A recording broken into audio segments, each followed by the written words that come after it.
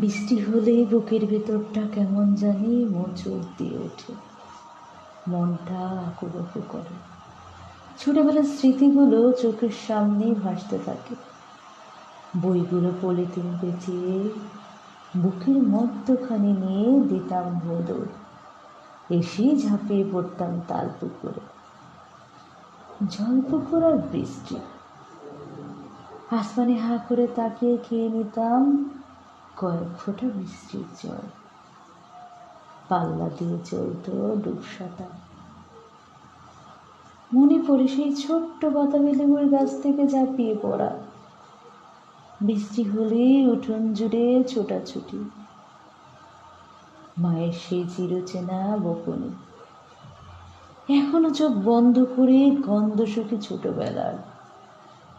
সন্ধ্যায় উঠোন জুড়ে জোনাকি পোকা, চারপাশে চিঁচু চিজি পোকাদের গান।